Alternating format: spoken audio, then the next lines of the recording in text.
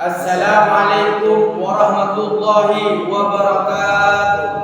Jadi pada video kali ini saya akan menjelaskan perkembangan usul fikih dari masa ke masa. Jadi sebelum masuk ke pembahasan perkembangan usul fikih dari masa ke masa, yaitu ada 4 periode. 1 yaitu periode Nabi, 2 periode Sahabi, 3 periode Mutaqaddimin, dan yang keempat yaitu periode mutakhir, pendahuluan. Usul fikih adalah ilmu untuk berijtihad dalam beberapa masalah yang hadir silih berganti pada setiap zaman. Terkadang kasus-kasus itu timbul yang belum pernah ada dalam kata lain, yaitu masalah baru yang belum ada hukumnya di dalam Al-Quran dan As-Sunnah. Setiap orang mampu berijtihad, tentulah beberapa dari ijtihad para sahabat dan ijtihad para tabi'in. Begitulah seterusnya. Ilmu usul fikih selalu berkembang di setiap zaman, mulai dari zaman para sahabat sampai saat ini.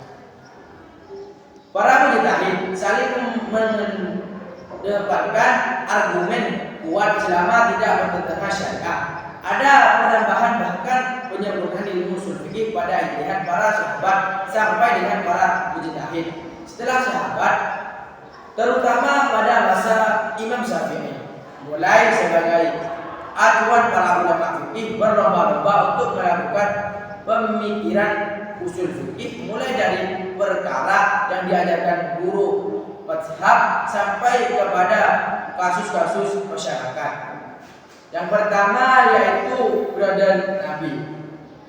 Usul fikih baru lahir pada abad kedua Hijriah. Pada abad ini daerah kekuasaan umat Islam semakin luas dan banyak orang yang bukan Arab memeluk agama Islam. Karena itu banyak menimbulkan kesamaran dalam memahami nas sehingga dirasa perlu menetapkan kaidah-kaidah bahasa yang digunakan dalam membahas nas. Maka lahirlah ilmu usul fikih yang menjadi penuntun dalam memahami nas. Usul fikih sebagai sebuah bidang keilmuan lahir terlebih dahulu dibanding usul fikih. Sebagai sebelum metode memecahkan hukum, kalau ada yang bertanya dahulu mana usul fikih dan fikih, tentu tidak mudah menjawabnya. Pertanyaan demikian sama dengan pertanyaan mengenai mana yang lebih dahulu, ayam atau telur.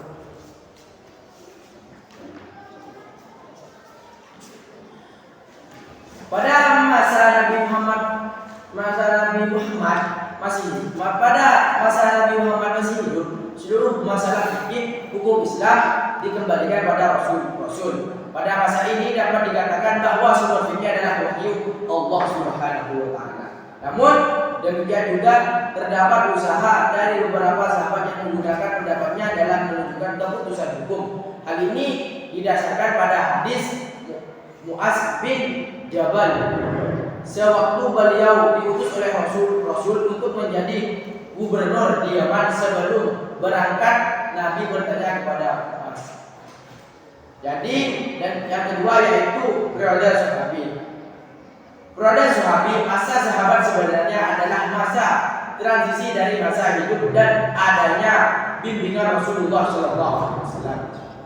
Kepada masa Rasulullah SAW tidak lagi mendampingi umat Islam. Ketika Rasulullah SAW masih hidup, sahabat menggunakan tiga sumber penting dalam memecahkan hukum, yaitu Al-Quran, As-Sunnah, dan Nalar. Meninggalnya Rasulullah SAW muncul tentang tantangan bagi para sahabat. Munculnya kasus-kasus baru menuntut sahabat untuk memecahkan hukum dengan kemampuan mereka atau dengan fasilitas khalifah. Sebagian sahabat sudah dikenal memiliki kelebihan di bidang hukum, di antaranya Ali bin Abi Thalib, Umar bin Khattab, Abdullah bin Mas'ud, Abdullah bin Abbas, dan Abdullah bin Umar. Karir mereka berfatwa sebagai telah dimulai pada masa Rasulullah SAW.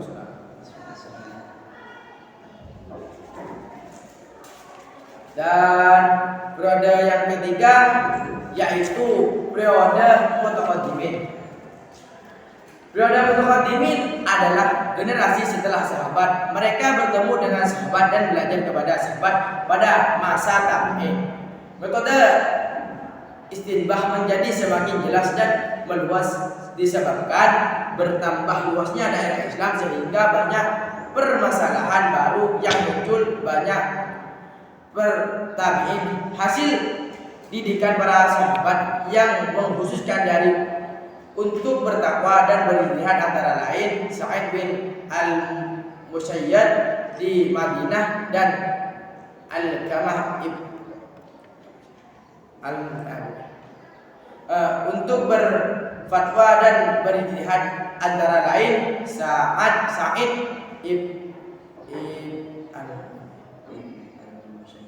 Ibnu al-Musayyad di Madinah. Masa tabi'in banyak melakukan istinbah dengan sebagai sudut pandang dan akhirnya juga mempengaruhi konsekuensi hukum dari suatu masalah. Contohnya, ulama fiqh Irak lebih dikenal dengan penggunaan nalar dalam setiap kasus yang dihadapi. Mereka mencari illatnya sehingga dengan illat ini mereka dapat menyamakan hukum kasus yang ditambah dengan kasus yang sudah ada di nasnya. Adapun para ulama Madinah banyak menggunakan hadis-hadis Rasulullah SAW karena mereka dengan mudah melacak sunnah Rasulullah di daerah tersebut. Disinilah awal perbedaan dalam mengistinbahkan hukum di kalangan ulama fiqh. Akibatnya muncul 3 kelompok ulama, yaitu madrasah al-Iraq, madrasah al-Kufah, madrasah al-Madinah. Dan periode yang keempat yaitu mutakhirin yang akan dijelaskan oleh saudara Fathul Mu'in. Baik, saya akan menjelaskan perkembangan usul fikih pada masa tabi'in. 1. Imam Abu Hanifah. Peranjingan. Bisa nyambung. Masa tabi'in. 1. Imam Abu Hanifah. Imam Abu Hanifah yang dikenal dengan sebutan Imam Hanifah bernama asli Abu Hanifah Nu'man bin Sabit Al-Kufi, lahir di Irak pada tahun 80 Hijriah atau 699 Masehi. Pada masa Khalifah Bani Umayyah Abdul Malik bin Marwan, beliau digelari Abu Hanifah karena salah satu anaknya yang bernama Khalifah. Menurut riwayat lain, beliau bergelar Abu Hanifah karena begitu taatnya dalam beribadah kepada Allah.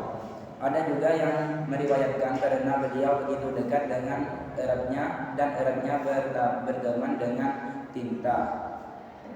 Imam Abu Hanifah dikatakan banyak belajar berbagai ilmu fikih, tafsir, hadis, dan tauhid dari para ulama yang alim. Di antaranya ulama yang menjadi gurunya selain Imam Muhammad Ibnu Sulaiman ialah Hatta Ibnu Abi Ribah.